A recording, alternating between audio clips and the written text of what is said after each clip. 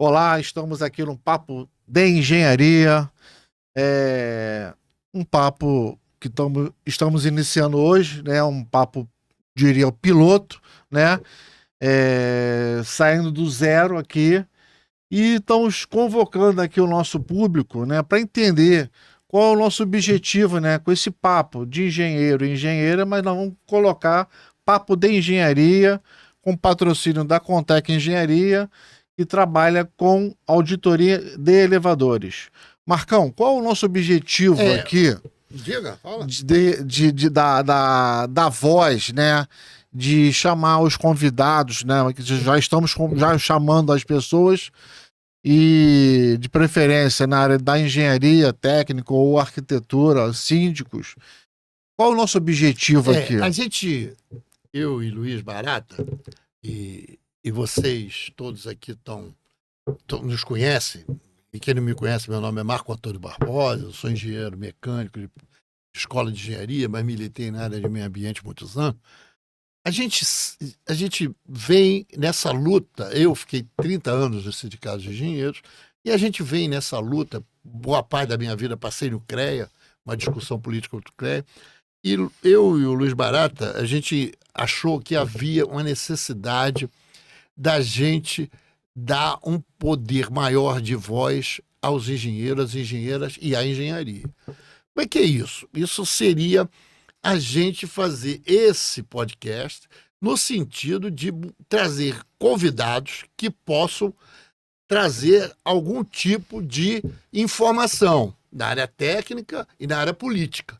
Porque a área política, a área técnica da engenharia, todo mundo aprende na universidade. Então, alguém vai vir aqui para expressar ou para dizer ou para apresentar algum tipo de trabalho que ele faz na área técnica. Então, ele vai trazer e vai apresentar a sua expertise, sua experiência nessa área. Na questão política, há uma série de entidades que a gente quer, que vai trazer aqui uma série de engenheiros que comandam isso que a gente chama de política de engenharia. O que a gente acha? Clube de engenharia, sindicatos de engenheiros, Conselho Regional de Engenharia, associação de engenheiros mecânicos, de engenheiros civis, de engenheiros eletricistas. Hoje temos o quê? Em torno de 19, né, entidades e associações. Mais ou menos 19. Então, trazer esse pessoal que fala da política da engenharia.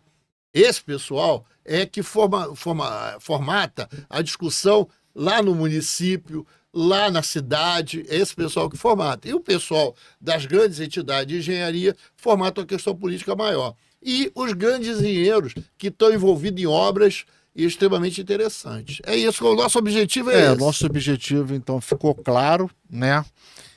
Hoje o CREA, pelos cálculos que a gente teve lá, buscou, nós temos algo em torno de 110, 120 mil engenheiras, né? Não só engenheiros, mas como da geociência. Mas todo mundo é engenheiro. Todo mundo em tese, engenheiro. A gente classifica engenheiros e engenheiros. E o estado do Rio de Janeiro, politicamente, ele foi abandonado há muito tempo, né? Então ele sofre um pouco, né, daqueles que querem trabalhar, aqueles que precisam buscar trabalho. É o que eu percebo hoje lá nas faculdades, universidades, os jovens tentando trazer de uma forma ou de outra essa questão, né, do trabalho que está escasso no Rio de Janeiro. A gente tem como melhorar isso? Como é que a gente vai melhorar isso? Trazendo para esse público que o Rio de Janeiro tem que voltar a ser protagonista. Trazendo quem? Os convidados, trazendo pessoas que querem seguirem o canal, né? Trazer as suas dúvidas, buscar de uma forma ou de outra em que ele possa se recolocar no mercado de trabalho. Eu sempre digo o seguinte, muita gente busca carteira assinada, CLT. Poucos pensam em abrir uma empresa. Isso vem de uma faculdade que acaba ensinando aquele aluno que ele precisa trabalhar para alguém. E quando ele cria uma expectativa e chega na hora da formação, ele se vê meio perdido porque ele não tem aonde trabalhar. Por outro lado, temos N cursos, N empresas que te capacitam para ser empreendedor.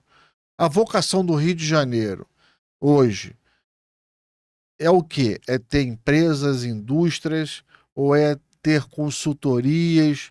Qual é a nossa vocação hoje O no Rio estado do Rio O Rio de Janeiro, para valer, e é bom você tocar nisso, para valer o Rio de Janeiro, o peso do Rio de Janeiro é serviços. Né? O peso do Rio de Janeiro é serviços. Tem algumas indústrias interessantes. Eu falo do Rio de Janeiro, Estado do Rio de Janeiro. Sim. Estado do Rio de Janeiro. Tem algumas indústrias interessantes, alguns polos industriais interessantes. Em Resende é um polo industrial automobilístico, né? Em Volta Redonda, de aço, Nova Friburgo, que também é um peso, já teve têxtil, mas continua tendo têxtil lá, já tem muito forte em têxtil, acho que continua. Campos com óleo e gás, Macaé com óleo e gás, né? E eu acho que há uma certa avanço nos municípios de Maricá e Saquarema, Rio das Ostras, devido aos royalties do petróleo que tem criado um certo grau um certo volume de trabalho. Mas é isso mesmo. O nosso objetivo é falar para aquele menino que está saindo. Nosso objetivo também é falar para aquele garoto que quer fazer engenharia. Entendeu? A gente dizer que é possível fazer. Para aquele garoto que está se formando. Esse, então, é o nosso mais importante. É tentar achar caminho, tentar achar alguma sugestão, dar a ele algum direcionamento, fazer uma sugestão de que faça isso ou aquilo, ou procure isso, ou esse caminho ou aquele caminho, para poder ajudá-lo a ele se decidir. Porque a gente saiu da universidade também.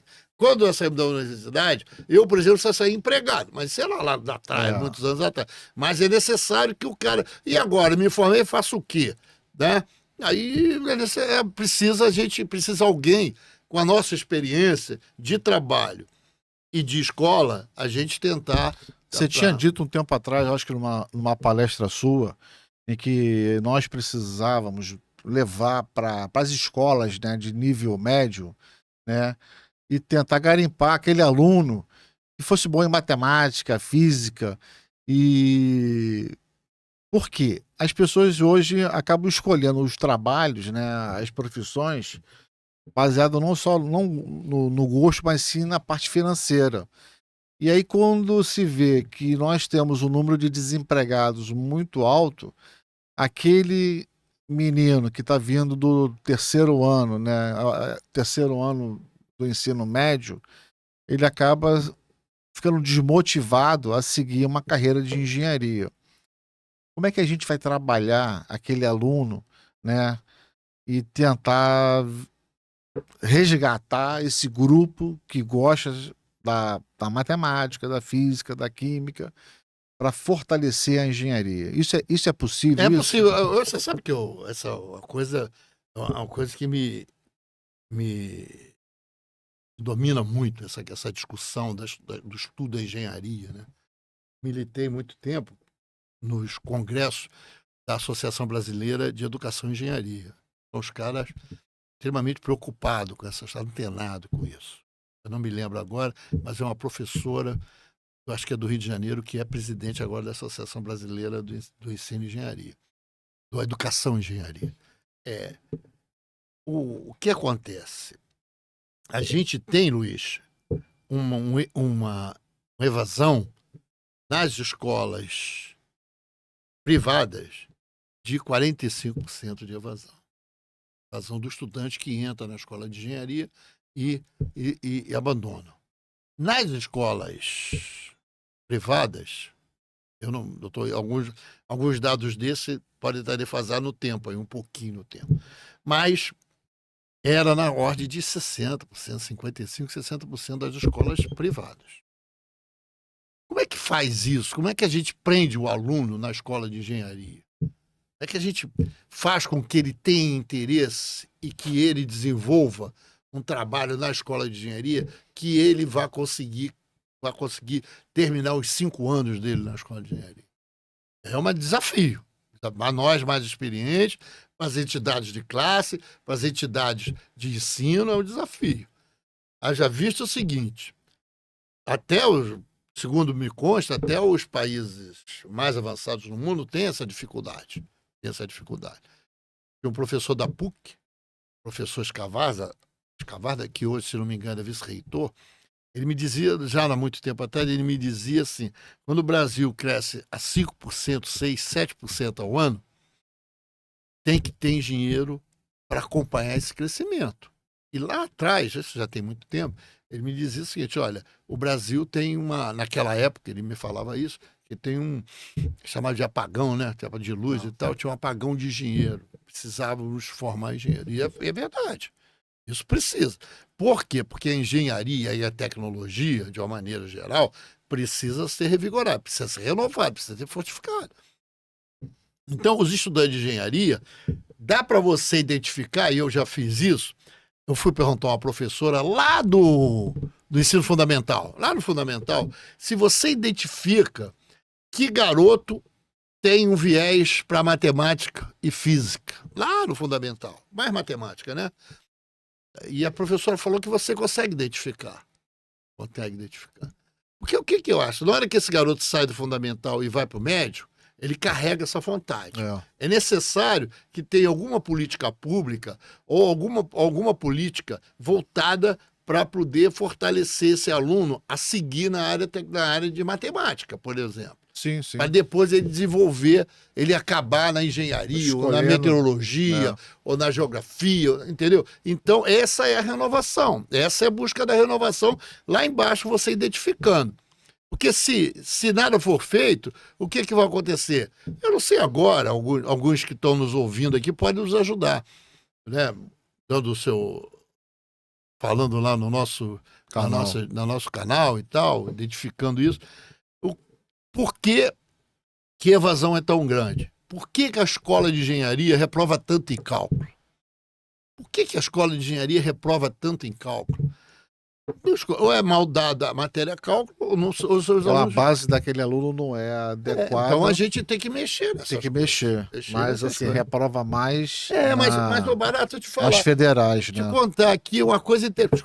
Olha uma coisa aqui, por exemplo, tem as Olimpíadas de Matemática. Sim. Quem ganha é um cara do Piauí. Mas esse ano não foi do Piauí, mas o Piauí tem ganho as Olimpíadas de Matemática, muitos estudantes. Esse ano, se não me engano, foi Maceió, não, foi Alagoas e tal, de uma cidade dessas do interior. Outro dia eu estava lendo, eu gosto disso, estava mexendo nisso, entendeu? Mas esses grupos eles ganham muito, né? Mas tinha uma explicação até em cima disso, né? Quem está nos ouvindo aí, coloque aí, por favor, mas tinha uma explicação por que eles ganham bastante, esse né? pessoal do interior do Piauí, como é que ele consegue... Ele chegou, tinha uma explicação... De matemática? De matemática, eles são os melhores, né? Inclusive também teve um levantamento que lá se forma mais militares, né? Do que em outras regiões. Eles têm mais vontade de passar por uma escola militar do que, por exemplo, lá na região sudeste. Mas tem, assim, cada um tem o seu dom, tem a sua explicação. Mas voltando aqui, a questão da engenharia aqui no Rio de Janeiro não é tão diferente do Brasil, não. Tá? Eu acho o Rio de Janeiro um pouquinho pior, talvez pela violência do estado do Rio de Janeiro. Isso acarreta em vários problemas. Mas no Brasil, você acha que está melhor? Eu não tenho essa informação, não, mas eu quero te dizer o seguinte: eu sou um cara otimista com relação a essas coisas. Conheço alguns professores, conheço vários nesse meu período todo de participação em conselhos e tal. Acho que os técnicos da Prefeitura do Rio de Janeiro são excepcionais. São os técnicos maravilhosos, são bons, altamente competentes. Os técnicos da Prefeitura também altamente competentes. Da Prefeitura e do Estado também. São os técnicos extremamente qualificados. São qualificados. Quer dizer, eu acho que a escola de engenharia está tendo problema de formação, mas não está tão mal assim. Não está tão mal assim, até porque esse pessoal que está na prefeitura, que está no estádio, são o pessoal mais jovem, que a gente tem um contato e verifica que eles têm qualidade. Eu não acho que há um pessimismo na engenharia, eu acho que é um otimismo. O que talvez a gente tenha é criar políticas públicas que tragam trabalho para engenheiro. Eu falo políticas públicas, aí falo de habitação, né? Saneamento, né? Sim. Sei lá, questões de engenharia mecânica, É. da engenharia elétrica, isso é ambiental, que tem subido muito. A engenharia ambiental tem crescido muito no Rio de Janeiro e no Brasil. Não, porque o que eu falo é o seguinte, aqui no Rio de Janeiro, você sabe que eu faço muita perícia, né, em vários locais, né, do estado do Rio de Janeiro. Eu tenho dificuldade de entrar numa comunidade. Eu não consigo entrar numa comunidade para fazer uma perícia por conta de falta de políticas públicas, de Mas falta de... é uma discussão boa essa, né? É uma discussão boa. Essa coisa da segurança pública é uma discussão que perpassa por todos os locais. Mas o pessoal do Parque União constrói prédio de 3 andares. O pessoal da Muzema constrói prédio de 12 andares. Não sei, a discussão que eu tinha e que eu tenho é a seguinte: dá para fazer um prédio de 12 andares sem engenheiro e sem arquiteto? Não. Dá? Não sei. Essa é a pergunta que eu faço aos engenheiros arquitetos. Dá. Não sei, o mestre obra bom pra caramba, ele faz um prédio de 12 andares, ou de 4 andares, ou de 5 andares, com fundação, estrutura, então, não sei. Tu conhece um mestre de obra que é bom, faz prédio de 12 andares, e aí o prédio cai, lá como caiu na Muzema, ou como caiu lá na Parque União, agora caiu numa favela, um prédio, né? Porque eu não tenho, não adianta querer que dentro de uma favela, dentro de uma comunidade, tem um engenheiro que vai fazer obra. Até porque o engenheiro cobra razoavelmente bem e os caras que estão fazendo aquela obra dentro da comunidade não tem dinheiro para pagar. Sim. Então, o que eu acho, sim, aí estou contigo, fala assim, política, o que eu defendo, e todo quem me conhece, eu defendo uma política de habitação. O Estado não tem, o município não tem e o governo federal não tem. Casa Minha Vida. Eu gosto dessa ideia da minha casa. Acho que é interessante. Uma política pública de habitação. Por que com a política pública de habitação? É interessante. E habitação de 0 a 3 salário mínimo. Uma habitação de 0 a 3 salário mínimo é o que deve ser feito. A política pública mais importante hoje na cidade do Rio de Janeiro. Por quê, Luiz? Por quê? Vou tentar, eu estou falando muito, mas a população da cidade do Rio de Janeiro não cresce nem aritmeticamente, nem exponencialmente, entendeu? Há muitos anos, eu acho que há mais de 30 anos. Cresce vegetativamente, é vegetativo o crescimento. É o que nasce e morre, o que nasce e morre. A população não cresce. Até em alguns bairros diminui. Mas a população favelada aumenta, quase dobra. Porque nós estamos hoje, cabe uma discussão boa. Mas tem explicação por isso? Tem. O que acontece? A pessoa sai da área formal, sai da cidade formal e vai para a cidade informal. Porque tem benefício da cidade formal que a cidade formal não agrega. Tem benefício, dado até pela falta de segurança. E facilita. A falta de segurança até oferece hoje mais regalias dentro do pessoal de comunidade muito maior. Isso é uma avaliação que tem que ter. Eu vivo dizendo, olha, quer ver, eu falo um pouco assim, coisa é objetiva. Você conhece o bairro do Maracanã? Sim. Conhece o bairro do Maracanã? O bairro do Maracanã, ele é o 5º IDH da cidade do Rio de Janeiro. É o 5º. Tem lá em Ipanema, Maracanã. IDH. IDH é Índice de Desenvolvimento Humano. Presta atenção. O bairro do Maracanã, que é onde tem o Maracanã e é o Grande Tijuca, tem 5 universidades, 4 ou 5 universidades. Tem a UVA, o ERJ, Cefet, Estácio, e tem mais uma, que eu não me engano, tinha mais uma, não tem mais uma. Tem 5 universidades. Tem o Maracanã, o Maracanãzinho, né? Tem metrô, trem. E 200 metros do bairro do Maracanã, só uma linha do trem atrapalhando, tem o bairro da Mangueira. Que é onde tem a escola de samba, a tradicional escola de samba, Estação Primeira de Mangueira. A diferença Entre o IDH e o outro. Não sei nem qual é o IDH da Mangueira. Não, com certeza, o IDH da Visconde de Niterói. Não sei. É. A diferença entre o que acontece no Maracanã e o que acontece na Mangueira, e estão só 200 metros de distância, é um absurdo. Você passa na Mangueira, você passa lá, você vê o absurdo que é aquele bairro, aquilo tudo abandonado, acabado, prédios acabados e terrenos vazios. Não tem organização, né? Não tem uma organização política ali. E também deve ser difícil, eu acho, você organizar algo que já está instalado. Lá atrás você deveria inibir esse crescimento. Não foi. E aí você organiza hoje. Tem uma proposta. Proposta habitacional, uma proposta de trabalho, uma proposta de emprego. E a proposta hoje é tirar 1/3 lá da comunidade. Mas eu acho que para você. As favelas no Rio de Janeiro estão consolidadas. Dificilmente você muda. É levar coisas para melhorar aquela vida daquela população carente e difícil que tem lá. Dominada, dominada por bandidos. Hoje a gente chega numa soma de quase 2 milhões de pessoas que vivem em área carente, ou comunidades, ou favelas. Eu queria te contar uma história boa. Assim, eu vivo nesse negócio de discussão sobre cidade, sobre meio ambiente há muitos anos. Eu fui Tinha um trabalho feito pela Secretaria de Habitação, não é Secretaria de alguma coisa, é Habitação do Estado. Trabalho chamado Na Régua. Eu fiz esse trabalho, eu tenho esse trabalho. Chama Na Régua. Era uma coisa de arquitetos e engenheiros e tal.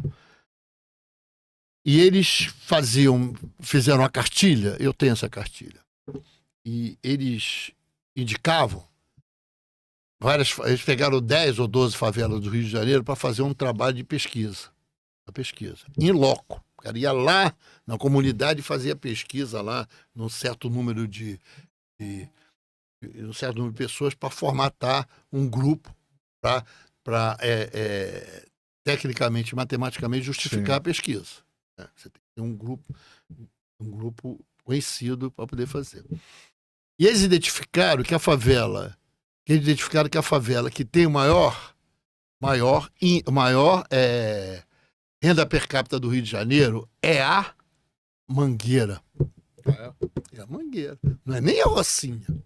Que a gente, qualquer um de nós, não, a Rocinha, porque não é a Mangueira. R$1.000, naquela época, eu vou falar, antes da pandemia, quer dizer, nós estamos.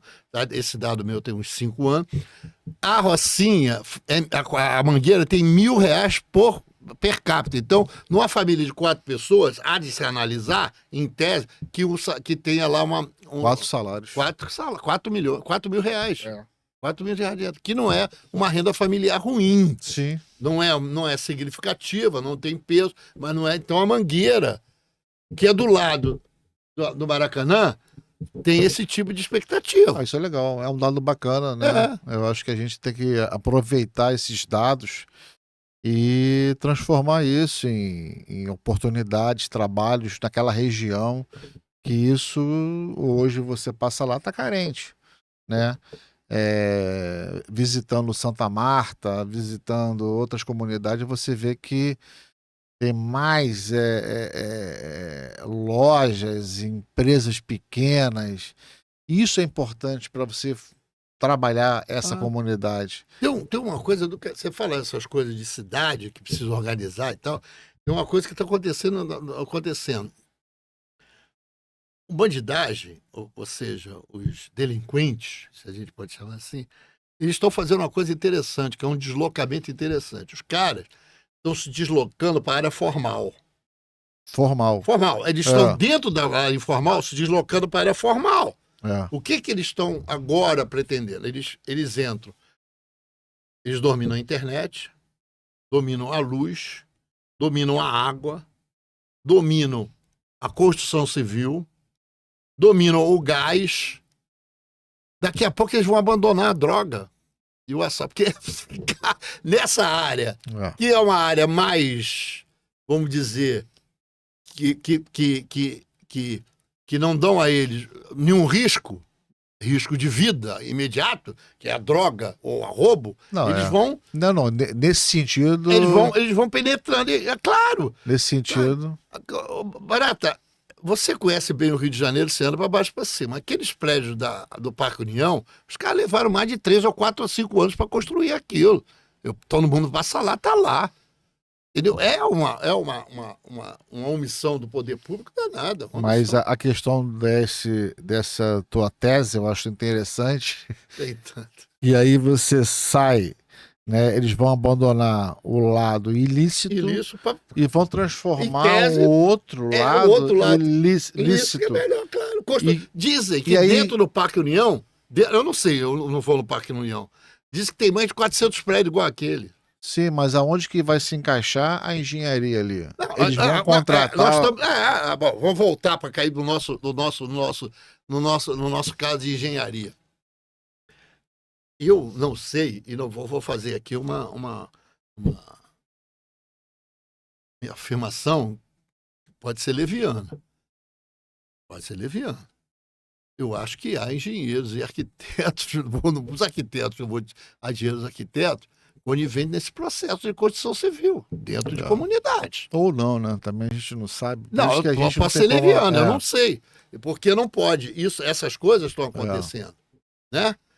Como acontece com a água, na hora que você faz a construção, daqui a pouco vai surgir um prédio de 15 andares dentro de uma comunidade dessa. Na Rocinha já tem, não 15 andares, tem alguns andares. Andaram até derrubando alguns ali. Mas é sempre muito difícil. Agora, assim, no caminho inverso, né? Eu já observei que tinham 2 lojas, né? Que vieram de comunidade ou de área que não se pagava impostos e tal. Eles se fortaleceram e viraram empresa formal. Estabelecida na Barra da Tijuca, dando exemplo. Tomara. E isso a gente observa, Só que esse caso que você está falando deve ser 1 em 1 milhão. Sim, não é uma coisa corriqueira. Mas eles transformam, faz um laboratório naquele espaço em que não está formalizado e acaba trazendo, né, sai daquela... São 2 bolhas, né? A bolha que está formalizada e a bolha que não está formalizada. O que deu certo vai trocando experiência. Então é interessante a gente observar em que tanto para o lado negativo pode se transformar no lado positivo, deu certo para aquela pessoa, ou vice-versa. A engenharia, ela fica sempre esperando. Ela fica esperando ser contratada. Porque precisa da política pública. Precisa de uma política pública. Vamos fazer política pública de dragagem de portos. Aí você pega engenheiro de dragagem de portos. Vamos fazer política pública de aeroporto. Aí você pega política, né? Quase fecharam o aeroporto do Rio de Janeiro, o aeroporto do Galeão, né? O Tom Jobim. Aí você leva de novo engenharia para lá. Aí o Maracanã, É por isso que eu não sou contra coisa nenhuma, de fazer coisa nenhuma. Não, também não sou contra. Porque, na verdade, a avaliação que eu tenho é que a engenharia obrigatoriamente tem que dar resposta a essas coisas. Mas essa falta de entrosamento, nessa falta de órgãos multidisciplinares, acaba que atrapalha um pouco a engenharia também. Eu acho que é pior. Acho que aquela discussão que a gente estava tendo, a gente tem, da falta de representação de engenheiros na política propriamente dita, política e aí partidária, falta de representação política nas câmaras dos vereadores, principalmente. Não tem engenheiro. O vereador do Rio de Janeiro não tem engenheiro. Se não me engano, tem 2 arquitetas. Sim. 2 arquitetas. A LERJ tem 2 engenheiros. O Congresso Nacional tem 25. Os 2 arquitetos da Câmara dos Vereadores, os 2 engenheiros, mas vou dizer os 2 engenheiros da LERJ e os 25 engenheiros do Congresso Nacional não foram eleitos por causa da engenharia. Foram eleitos por causa de outras coisas. Ou religião, ou agronegócio. Entendeu? De uma outra defesa, né? Do boi. É. Então, uma outra... Isso é verdade. Agora, do que está passando a engenharia, você citou a Muzema, né? É um bairro conhecido pelos problemas que ocorreram lá. Eu faço um prédio, com ou sem engenheiro, mas eu tenho água, eu tenho esgoto, eu tenho luz, eu tenho elevadores, Isso tudo está faltando algum elo aqui para eu coibir ou proibir se num terreno que não está legalizado. Eu não acredito que faça ser engenheiro e arquiteto. Eu não acredito. Não, que faça. Outro dia eu estava conversando, pode até fazer. E a legalização do meio ambiente? Eu tava conversando, e um amigo meu da obra, e aí eu não sou engenheiro civil, o pessoal melhor do que eu, diz que numa obra, às vezes você tem 15, 10, 12, 15 engenheiros na obra, que fazem diversos trabalhos diferentemente. Concordo, isso aí é fato. Agora, você construir um prédio de 12 andares sem um engenheiro, sem um arquiteto, deve ser uma pessoa, tendo elevador ainda por cima, daqui a pouco tem escada rolante, elevadores e tal, é um negócio, botar uma piscina na cobertura, essas coisas são, na minha cabeça, inadmissível sem um engenheiro, sem um arquiteto. Mas... Então, isso fere o meio ambiente, isso fere mil situações em que a gente vive, e aí... Falta isso. Falta, aí que nós já estamos discutindo, essa questão da política pública, da participação do engenheiro no Senado, é isso aí. Na Câmara dos Deputados, na LERJ e na Câmara dos Vereadores. É necessário que a gente participe dessas discussões políticas, porque lá é que se dá o embate político. Lá é que se dá a decisão política. Deixa eu te fazer uma pergunta. Claro. Como é que eu formo um engenheiro para ser político? Eu preciso que ele tenha vontade. Não, eu faço assim. Eu acho assim. Nós estamos tão carentes de políticos, engenheiros... Você fica puxando, você sabe que eu gosto desses assuntos, né? Mas assim, como é que a gente consegue eleger político? Só tem dois meios. Ou o trabalho comunitário, ou porque o cara tem dinheiro. Sim. Então, quando ele tem um trabalho comunitário, ele reúne aquele trabalho comunitário todo que ele fez e se coloca o nome dele, a avaliação da população para votar. Mas uma pessoa qualquer. Não, vou te contar. Não, tá falando de é qualquer. Estou falando de dinheiro. Tô falando de dinheiro. Então, o cara se coloca para discutir uma posição, para discutir as questões da sociedade que ele vive. Municipal, estadual ou federal. Então, ele faz isso. É isso? Então ele vai lá representar o Congresso Nacional, ou a LERJ, as câmaras de deputados e a Câmara de Vereadores, é a representação real da sociedade. Sim. Queira você ou não queira. As pessoas não vão lá e dizem que quer ser vereador, quer ser deputado, quer ser senador. As pessoas são votadas. Então, aquilo é a estratificação real da sociedade. Aquilo é a sociedade. Quando você vê aquela representação, é da sociedade. Então, como é que você forma pessoal de engenheiros, nossos amigos arquitetos, que é da área tecnológica, como é que a gente forma gente para colocar lá? São os representantes da sociedade dos engenheiros. Mas todos eles que estão lá... Quem são os representantes da sociedade dos engenheiros? São aqueles que representam a política da engenharia no município, no estado e no Brasil. Entendeu? Quem são esses caras? O presidente do CREA, o presidente do clube, o presidente do sindicato, o presidente das associações de engenheiros nos diversos municípios, o presidente sei lá, da CAERJ, essas pessoas que são representantes da sociedade dos engenheiros, é que tem que se colocar à disposição para mudar o projeto. E por que elas não se colocam? Porque aí é danado. A minha filha fala isso para mim, fala assim, sabe o quê? Porque nós temos uma tese defendida pelo mundo, pelo Brasil, de que quem vai para a política é ladrão. Sim, igual o síndico, né? Então, até conversando com a minha filha, eu não quero ser porque a política é ladrão. Eu falei, não tem problema. Quando você morreu, eu boto uma estátua para você, aqui morreu a honesta. Se você morrer, aqui eu boto... Ou então boto uma estátua, você viva, bota aqui mora. Não é isso. A política não se trata de ladrões e bandidos. Você acha que a nossa formação, então... Não, a nossa não participação é porque a gente não quer, pô. A gente não quer participar. Ou a nossa participação... Porque se você perguntar... Vou ia citar uma entidade, mas não vou. Se você perguntar o presidente da entidade dessa, que passou 6 anos na entidade, 10 anos na entidade, 20 anos na entidade, e perguntar a ele se ele quer botar o nome dele à disposição da população para votar nele. Bom, Luiz, nós temos 110 engenheiros no Rio de Janeiro, no estado. 110 mil, né? 110 mil. É. No Rio de Janeiro, pelo menos os 50%, ou 60%. Mais ou menos isso. 60. 60. Teremos 60 mil aqui. Não é isso? É. Um vereador se elege hoje com 20 mil votos. 20, 25. 25. Nós temos 60 mil. É. Se a gente multiplicar por 4, porque cada voto vale 4, na política, se você for levar você tem 240 mil no Rio de Janeiro. Isso aí. Eu só preciso de 20 mil para eleger engenheiro. E por que a gente não consegue? Porque a gente não pega, a liderança política não quer participar da discussão da engenharia dentro dos instrumentos de poder. E se quisesse, os engenheiros votariam naquela liderança? Não sei. Entendeu? Não sei. Não sei, não é isso. Mas se você não... Nós tivemos exemplos aqui, o Chacon. Mas se você... exatamente. O próprio Reinaldo, que foi presidente do Chacon. O Chacon só não foi eleito por causa de 2 mil votos. Em São Paulo...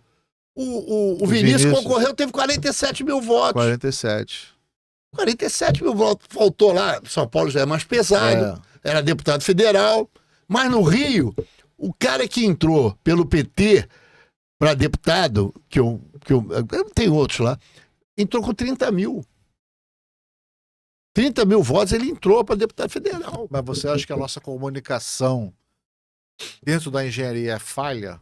A gente, não, claro, a gente não pode trabalhar melhor isso para que as pessoas, os profissionais, entendam a importância de ter um profissional, eu não digo só engenheiro não, arquiteto, técnico, dentro de um meio político qualquer, ou vereador, ou estadual, ou federal, ou senador. Aliás, eu não sei se é uma soberba ou se é uma omissão. Uma das duas coisas é que eu não vou participar de... Claro, o cara exerce uma função política de presidente de uma entidade, de engenharia, de arquitetura, de técnicos, e não se coloca à disposição da sociedade desse que ele está comandando, à disposição de defender interesses. Aí você vai, mas engenheiro, voto engenheiro? Eu falei, não sei, Luiz, se você não testar, nunca vou saber. Pô. Então eu testo. Testar. Presidente, vou até citar, o presidente Miguel do CREA. Tem 9 meses, vai ficar 3 anos, depois ele vai tentar a reeleição, vai ficar mais 3 anos, 6 anos. Por que ele não pode sair candidato para defender os interesses da engenharia na Assembleia Legislativa, ou na Câmara de Vereadores, ou deputado federal? Isso tudo depende de um bom trabalho que ele vier a fazer. Claro, porque... nesses lugares que eu te falei, é que se dá um embate político, Luiz. Por que tem bancada da bola, bancada da Bíblia, bancada do não sei de quê, bancada, às vezes até une da bola com a Bíblia. Por quê? Porque o embate político se dá lá. Você sabe disso, melhor do que ninguém. Outro dia, quem me deu esse número foi o Osíris, quando estava lá no CREA. Que nós temos no Congresso Nacional, aí junta Senado e Câmara, tinha 300 processos sobre engenharia. Alguns a favor e alguns contra. Você sabe até que teve um engenheiro que propôs uma lei para acabar com o salário mínimo profissional.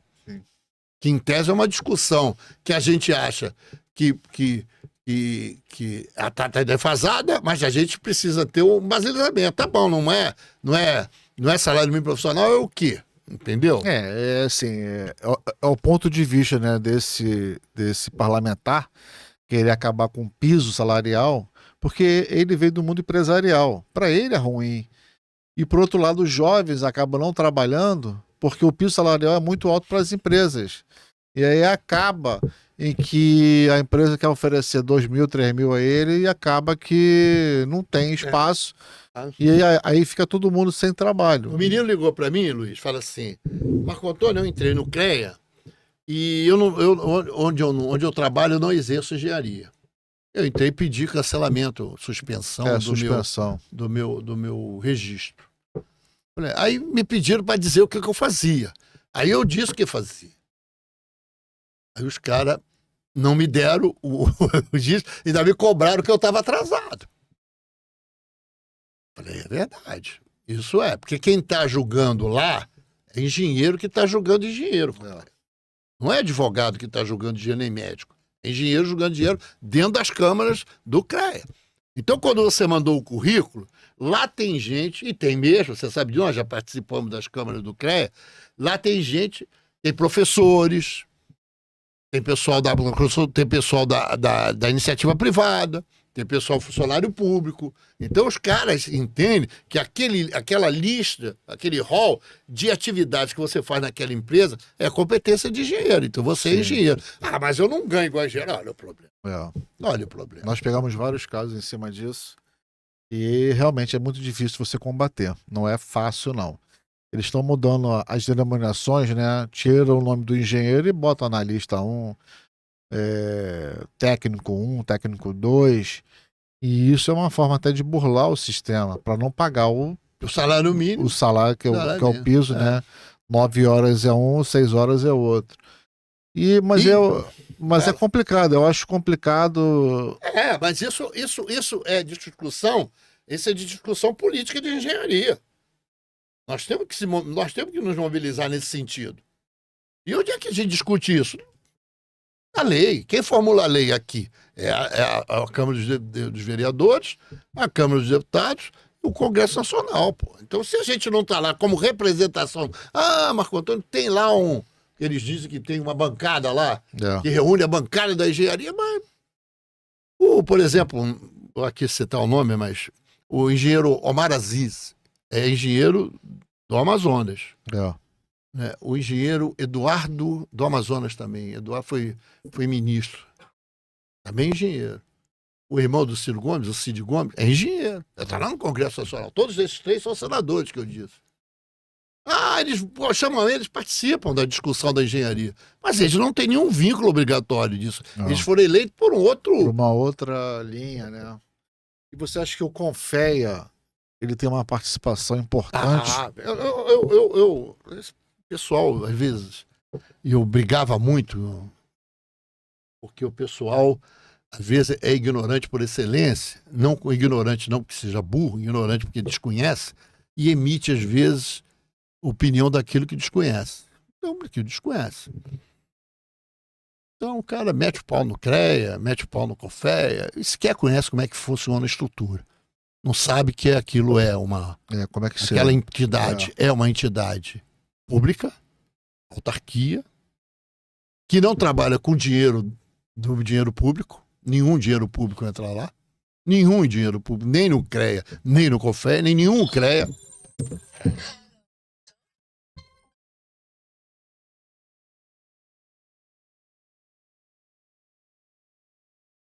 Tira só o som.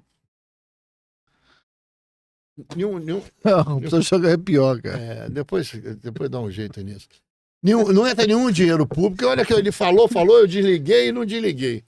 Não entra nenhum dinheiro público lá. E o que acontece? Não entra nenhum dinheiro público. E o que acontece? Essa não entrada de dinheiro público faz o quê? Faz que quem financia o CREA, o sistema comercial, que é o próprio engenheiro.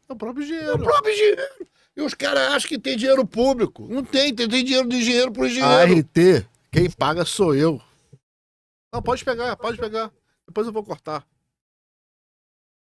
Só desligar, cara. Tava desligado esse filho da... Não tava nada, pô. Tô escutando aqui apitar. Desligou? Ele falou, rapaz. Não, não precisa jogar não, rapaz. Eu pego ele. Fala aí. Fala, depois tem que cortar esse pedaço todo. Parou aí? Não foi frente, vai lá. E aí, quem financia a ART, quem é que elabora e paga, é o engenheiro, sou eu, é você, entendeu? E esse dinheiro, 20% vai para quem? Vai para a mútua. Caixa dos engenheiros. 15% vai para o Confea. Sistema Confecrea, o Conselho Federal de... E a outra parte fica com a regional, que é o CREA, no caso Rio, São Paulo, Minas. E esse dinheiro, as pessoas acham que se tornam públicos. Né? Tem dinheiro público nenhum.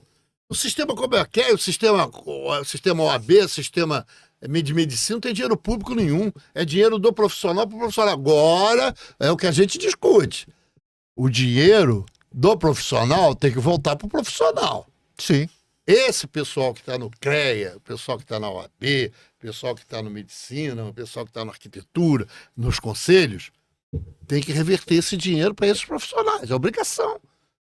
É obrigação. E é fácil isso. É só você facilitar, no caso do CREA, alguns documentos. É o que mais reclamam. Preenchimento de uma RT, acervo técnico, leva... Tem um caso que na época chegou até a mim, 2 anos sem a pessoa não conseguir o documento. Aí perde licitações, perde trabalho, perde uma série de coisas. Então, esse formato antigo tem que acabar, cara. Mas leva em consideração o seguinte, olha, Luiz. As obras públicas, quase todas, e as privadas também, quase todas, quando o profissional vai fazer essa obra, a empresa vai fazer essa obra, exige que o profissional responsável pelaquela obra emita uma RT. Sim. Essas ARTs, várias em sequência, elaboram um arquivo do profissional, que vira uma certidão. Sim. Essa certidão vai ser utilizada para ser utilizada Numa licitação. numa licitação, de uma obra pública ou até mesmo privada. Tá. Então isso é obrigatório. O que acontece, aí nessas a gente alertar, a existência de ARTs falsas, Sim. que são emitidas com obras não existentes, e por causa disso, como é um documento público, é um documento que não pode ser emitido de qualquer maneira, ele cai num certo grau para poder verificar a autenticidade daquele documento. Exatamente. Todo que o percentual de documentos falsos é algo de 10%. Mas Luiz, não precisa. Basta ter um para poder todo Aí eu acabo prejudicando Claro, vale. Os 90% que trabalham corretamente em prol daqueles que querem burlar o sistema. Exatamente. Aí nós tínhamos soluções para isso. Nós tínhamos, você tinha apresentado. Isso aí recai para até um sistema até praticamente não fácil, não vamos dizer, não é tão complicado de se resolver esse problema. Mas enfim, estamos aqui fechando aqui, né, esse podcast, né, esse bate-papo de engenharia. Falta aí 5 minutos.